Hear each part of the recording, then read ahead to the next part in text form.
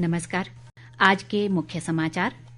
मुख्यमंत्री ने बल्ह विधानसभा क्षेत्र में 251 करोड़ रुपए की विकास परियोजनाओं के किए उद्घाटन व शिलान्यास।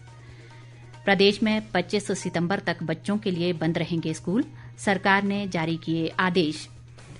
केंद्रीय युवा कार्य व खेल मंत्री अनुराग ठाकुर ने खेलों को बढ़ावा देने के लिए सभी राज्यों से रोडमैप बनाने को कहा और राज्य के अनेक जिलों में अगले 24 घंटों में भारी वर्षा की संभावना। अब समाचार विस्तार से। मुख्यमंत्री जयराम ठाकुर ने आज मंडी जिले के बल्ह विधानसभा क्षेत्र में 251 करोड़ रुपए से अधिक की विकास परियोजनाओं के उद्घाटन व शिलान्यास किए। इनमें अनेक सड़कों और जलापूर्ति योजनाओं का शुभारंभ शामिल है। मुख्यमंत्री ने गागल में एक जनसभा को संबोधित करते हुए नेरचौक में राज्य बिजली बोर्ड का मंडल स्थापित करने, बल्ह क्षेत्र में अटल आदर्श विद्यालय खोलने और प्राथमिक स्वास्थ्य केंद्र गागल को सामुदायिक स्वास्थ्य केंद्र में स्तरोन्नत करने सहित अनेक घोषणाएं की। उन्होंने कहा कि राज्य सरकार ने बल्ह क्षेत्र के विकास को हमेशा प्राथमिकता दी है और वर्तमान राज्य सरकार के कार्यकाल में बल्ह क्षेत्र में चिकित्सा महाविद्यालय स्थापित करने का निर्णय लिया गया, क्योंकि कांगड़ा के बाद मंडी प्रदेश का दूसरा सबसे बड़ा जिला है। मुख्यमंत्री ने कहा कि बल्ह में प्रस्तावित ग्रीन फील्ड अंतर्राष्ट्रीय हवाई अड्डे के लिए सर्वेक्षण पूरा कर लिया गया है और 15वें वित्त आयोग ने इस हवाई अड्डे के लिए 1000 करोड़ रुपए देने की सिफारिश की है। उन्होंने कहा कि प्रधानमंत्री नरेंद्र मोदी से इस एयरपोर्ट के शिलान्यास के लिए यहां आने का आग्रह किया जाएगा। जयराम ठाकुर ने कहा कि एयरपोर्ट से विस्थापित होने वाले लोगों को सरकार स्थापित करेगी और मुआवजा दिया जाएगा। बाद में रिवाल्सर में एक जनसभा को संबोधित करते हुए मुख्यमंत्री ने कहा कि इस क्षेत्र को पर्यटन की दृष्टि से विकसित किया जाएगा। उन्होंने सामुदायिक स्वास्थ्य केंद्र रिवाल्सर को स्तरोन्नत कर नागरिक अस्पताल बनाने और इलाके में हेलीपैड का निर्माण करने की घोषणा की। उन्होंने रिवाल्सर क्षेत्र के लिए 40 करोड़ रुपए की उठाऊ पेयजल योजना का शिलान्यास भी किया। जल शक्ति मंत्री महेंद्र सिंह ठाकुर भी इस मौके मौजूद रहे। राज्य सरकार ने बच्चों के लिए स्कूल बंद रखने की तिथि 25 सितंबर तक बढ़ा दी है। मुख्य सचिव राम सुभग सिंह की ओर से आज जारी आदेश के मुताबिक बच्चों को कोरोना संक्रमण से बचाए रखने के उद्देश्य से ये निर्णय लिया गया है। अधिसूचना के अनुसार सभी शिक्षक व गैर शिक्षक स्टाफ पहले की तरह स्कूलों में जाना जारी रखेंगे। इसके अलावा बच्चों की ऑनलाइन कक्षाएं भी जारी रहेंगी।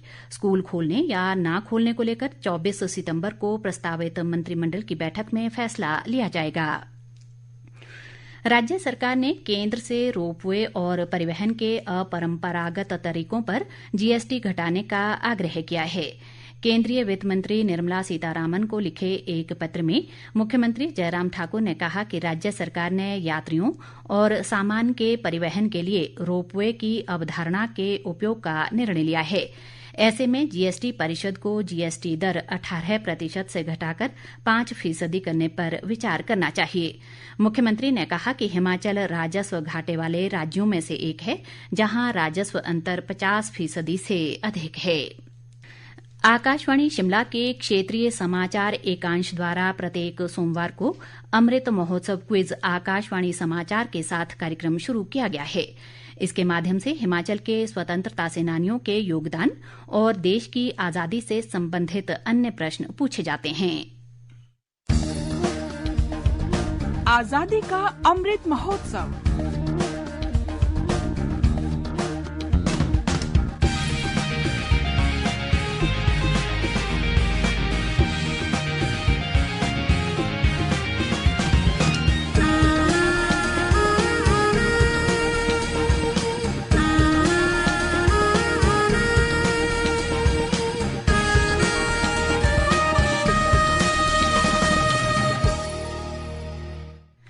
आज का प्रश्न है, आजाद हिंद फौज की स्थापना किसने की थी?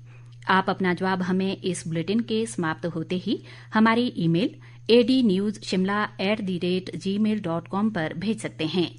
जवाब देते समय श्रोता अपना मोबाइल नंबर और फोटो भी साथ भेजें।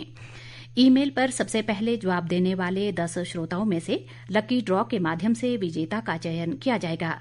विजेता का नाम कल शाम इसी समय समाचार बुलेटिन में प्रसारित होगा। पुरस्कारों के लिए सहयोग दे रहे हैं हिम ऊर्जा हिमाचल प्रदेश।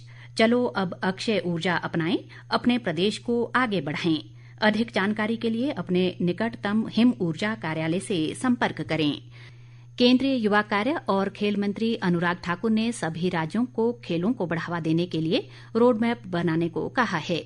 सभी राज्यों और केंद्र शासित प्रदेशों के खेल मंत्रियों के साथ आज एक वर्चुअल बैठक में उन्होंने खेल सुविधाओं को और बेहतर करने को लेकर चर्चा की। अनुराग ठाकुर ने बताया कि इस बार ओलंपिक खेलों में भारतीय खिलाड़ियों ने बेहतर प्रदर्शन किया है और आने वाले वर्षों में सर्वश्रेष्ठ प्रदर्शन के लिए खिलाड़ियों को तैयार किया जाएगा। खेल मंत्री ने सभी राज्यों को प्राथमिकता वाले खेलों को चुनने को भी कहा।